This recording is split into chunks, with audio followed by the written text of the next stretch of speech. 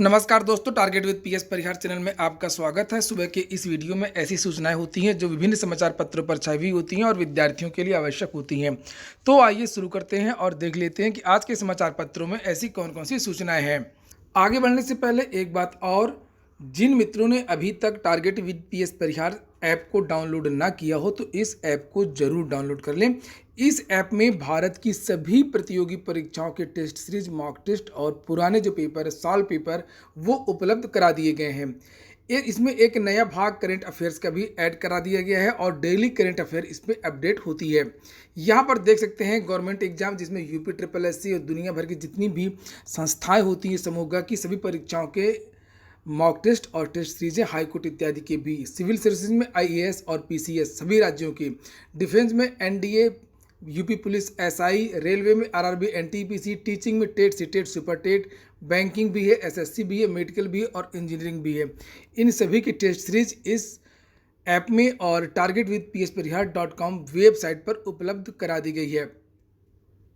जैसा कि मैंने कल के वीडियो में आप लोगों से कहा था कि आजकल रोज ही समाचार पत्रों में कोई न कोई भर्ती आती है और फिर से आज एक भर्ती दिखाई दे रही है और ये भर्ती है 4000 से अधिक फार्मासिस्टों की।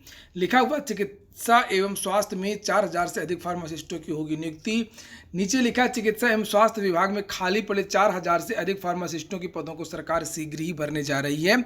विभाग में कुल 11,896 स्वीकृत पदों में से इस समय 4000 से अधिक पद रिक्त हैं।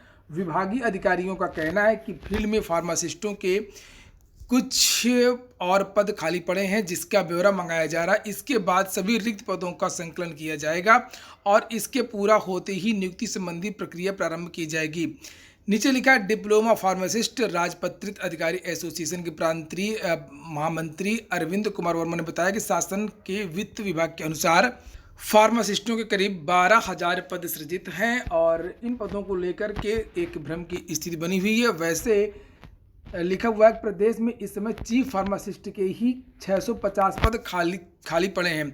तो पदों का संकलन हो रहा है और लिखा हुआ है कि बहुत जल्द यहाँ पर एक नई भर्ती फार्मासिस्टों की होगी।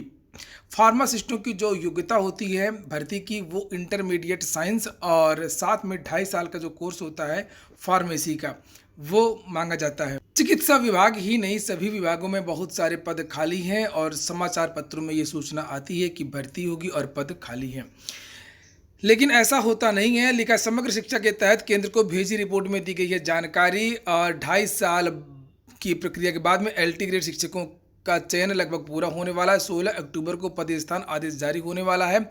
इसके बाद हालात में सुधार की उम्मीद जताई जा रही है। सरकार महत्वाकांक्षी जनपदों और दूर दराज के स्कूलों में प्राथमिकता के आधार पर नवनियुक्त शिक्षकों की तैनाती देने जा रही है। अभी हाल ही में जो एलटी ग्रेड शिक्षक भर्ती का परिणाम आया है उसमें भी पूरे शिक्षक नहीं मिल पाए हैं। आधे लगभग शिक्षक जो हैं वो योग्य जो मिनिमम क्वालिफिकेशन उसको पास नहीं कर पाए, इसलिए जो पद हैं वो रिक्त हो गए। फिर से एक नई भर्ती होगी, टीजीटी पीजीटी की भर्ती होगी जो एडेड विद्यालयों में शिक्षक मिलेंगे। अगर जीआईसी की बात करें तो फिर से जब तक एलटी ग्रेड शिक्षक भर्ती की नई भर्ती नहीं होती तब तक नए शिक्षक नहीं मिल पाएंगे और शिक्षकों की जो कमी है वो पूरी नहीं हो पाएगी। एलटी ग्रेड के बारे में यहाँ पर लिखा हुआ कि सामाजिक विज्ञान का रिजल्ट जल्द होगा घोषित। कल बहुत सारे विद्यार्थी उत्तर प्रदेश लोक सेवा आयोग गए थे, खासतौर से प्रतियोगी मोर्चा के जो विद्यार्थी हैं एलटी मोर्चा के, और इन विद्यार्थियों ने मांग की थी कि जो सामाजिक विज्ञान का परिणाम है जल्द से जल्द घोषित किया जाए और जो प्रतीक्षा सूची है एलटी की वो जल्द से जल्द जारी की जाए। यहाँ पर लिखा हुआ है कि सामाजिक विज्ञान का रिजल्ट जल्द होगा घोषित। लोक सेवा आयोग की सहायक अध्यापक प्रशिक्षित स्नातक एलटी ग्रेड भर्ती 2018 के सामाजिक विज्ञान विषय का रिजल्ट घोषित किए जाने की मांग को लेकर के मंगलवार को प्रतियोगी छात्रों ने आयोग पर प्रदर्शन किया। इस दौरान आयोग की मीडिया प्रभारी पुष्कर श्रीवास्तव ने प्रदर्शनकारी छात्रों से वार्ता करके आश्वासन दिया कि सामाजिक विज्ञान का रिजल्ट घोषित किए जाने की तैयारी चल रही है, जल्द ही परिणाम घोषित कर दिया जाएगा। एलटी समर्थक मोर्चा के संयोजक विक्की खान के नेतृत्व में सैकड़ों प्रतियोगी छात्रों ने आयोग पर धरना दिया और इस दौरान आयोग के सामने काफ़ी संख्या में पुलिस मौजूद रही। विक्की खान ने बताया कि आयोग की ओर से जानकारी दी गई है कला विषय से संबंधित महिला वर्ग में अर्हताधारी चयनित 114 छात्राओं की फाइल मंगलवार को भेज दी गई है। पुरुष वर्ग की फाइल भी गुरुवार को भेज दी जाएगी। डिग्री विवाद संबंध में विशेषज्ञों की कमेटी गठित कर दी गई है। मीडिया प्रभारी ने विक्की खान से वार्ता में यह आश्वस्त किया कि सभी विषयों की काउंसलिंग समाप्त होते ही जो वेटिंग लिस्ट है वो जारी कर दी जाएगी। वहीं पर उत्तर प्रदेश लोक सेवा आयोग की कुछ और भी सूचनाएं हैं। यहाँ पर लिखा है 4 विषयों के प्रवक्ता का परिणाम किया घोषित। लोक सेवा आयोग ने राजकीय इंटर कॉलेजों में 4 विषयों के प्रवक्ता पद का परिणाम बुधवार को घोषित कर दिया। मनोविज्ञान के 8 पदों के लिए रागिनी आलोक शिवानी मिश्रा, बहुत सारे विद्यार्थी हैं उनके नाम यहाँ पर लिखे हुए हैं। और प्रवक्ता समाजशास्त्र के 7 पदों पर जो परिणाम है वो घोषित कर दिया गया है। और इसी तरीके से और भी विषयों के बारे में यहाँ जानकारी दी हुई है। यहाँ पर लिखा पशु चिकित्सा अधिकारी का रिजल्ट भी घोषित कर दिया गया है। लोक सेवा आयोग की ओर से पशु चिकित्सा अधिकारी के 27 पदों का परिणाम बुधवार को घोषित कर दिया गया है। और घोषित परिणाम में 20 पद SC ST के हैं, जबकि 7 पद जनरल के हैं। इसके लिए 121 अभ्यर्थियों ने आवेदन किया था। वहीं पर लिखा हुआ है कि ACF RFO मेंस का प्रवेश पत्र हुआ जारी। उत्तर प्रदेश लोक सेवा आयोग ने सहायक वन संरक्षक व क्षेत्रीय वन अधिकारी परीक्षा 2019 की मुख्य परीक्षा का जो प्रवेश पत्र है वो बुधवार को जारी कर दिया गया है। परीक्षा 15 से लेकर के 29 अक्टूबर के बीच में होगी। बेसिक शिक्षा विभाग के बारे में भी कुछ जानकारी है। 22 अक्टूबर को आएगी अंतर जनपदीय तबादले की सूची। परिषदीय प्राथमिक व उच्च प्राथमिक स्कूलों के शिक्षकों के अंतर जनपदीय तबादले की सूची अब 22 अक्टूबर को जारी होगी।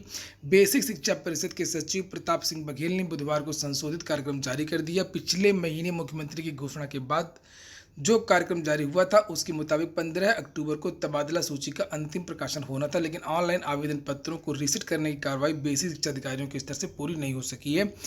और इसी तरीके से अभी तक 31,661 जो शिक्षकों की नियुक्ति होनी थी, जिला आवंटन की लिस्ट जारी होनी थी, वो भी अभी तक जारी नहीं हुई है। नीचे लिखा है कि बिहार चुनाव के कारण SSC की भर्ती परीक्षाओं के कार्यक्रम में बदलाव किया गया है। 5 परीक्षाओं के कार्यक्रम में संशोधन। CHSL Tier 1 के कार्यक्रम में परिवर्तन नहीं होगा। यहाँ पर लिखा हुआ है कि कर्मचारी चयन आयोग ने बिहार चुनाव को देखते हुए कई भर्ती परीक्षाओं के कार्यक्रम में बदलाव किया है। आयोग ने अक्टूबर 2020 से जनवरी 2021 के बीच होने वाली भर्ती परीक्षाओं की नई तिथि जारी कर दी है। बुधवार को जारी सूचना में जूनियर इंजीनियर परीक्षा 2019 पेपर 1 से लेकर के combined graduate level CGL 2019 stenographer grade C और D परीक्षा 2019 सहित 5 भर्ती परीक्षाओं की तिथि आगे बढ़ा दी गई है, जबकि 12 से 26 अक्टूबर के बीच में प्रस्तावित कंबाइंड हायर सेकेंडरी लेवल परीक्षा 2019 Tier 1 के कार्यक्रम में कोई भी बदलाव नहीं किया गया है। बता दें कि बिहार में अक्टूबर-नवंबर 2020 में चुनाव होने हैं और SSC की जिन भर्ती परीक्षा की तिथि को आगे बढ़ाया गया है उनके केंद्र बिहार में भी हैं। SSC परीक्षा कैलेंडर का जो संशोधित कैलेंडर है वो ssc.nic.in पर जारी कर दिया गया। तो यहाँ पर ये लिखा भी हुआ है संशोधित परीक्षा कैलेंडर, जिससे आप लोग देख सकते हैं कि कौन सी परीक्षा पहले कब थी और बाद में जो नई डेट है वो क्या घोषित की गई है। इसके बाद में SSC ने कल एक नोटिस भी जारी किया है, जिसमें SSC ने ये बताया कि खांसी बुखार वाले जो अभ्यर्थी हैं वो भी दे सकेंगे SSC की परीक्षा, उनके लिए अलग रूम बनवाया जाएगा। कर्मचारी चयन आयोग ने 12 अक्टूबर से होने वाली भर्ती परीक्षाओं में कंप्यूटर आधारित परीक्षा में खांसी व बुखार से पीड़ित अभ्यर्थियों को भी बैठने की अनुमति दे दी है। आयोग ने ऐसे अभ्यर्थियों के लिए अलग से बैठने की व्यवस्था करने का निर्देश दिया है। ऐसे अभ्यर्थियों को अलग कमरे में रखा जाएगा। इससे पहले 29 सितंबर को SSC ने एक नोटिस में कहा था कि कोविड-19 के संक्रमित अभ्यर्थियों और बुखार खांसी जैसे लक्षणों वाले अभ्यर्थियों को परीक्षा केंद्र में प्रवेश की अनुमति नहीं होगी। अभ्यर्थियों का तापमान थर्मोगन से चेक होगा और सामान्य से अधिक तापमान पाए जाने पर अभ्यर्थियों को प्रवेश की इजाज़त नहीं दी जाएगी। और बाद में अब इन विद्यार्थियों के लिए अलग से व्यवस्था कर दी गई है। तो ठीक है दोस्तों, ये हो गया आज का वीडियो अगर आपको अच्छा लगा हो तो लाइक कर दें। जिन मित्रों ने चैनल को अभी भी सब्सक्राइब ना किया सब्सक्राइब कर लें। पूरा वीडियो सुनने के लिए बहुत बहुत धन्यवाद।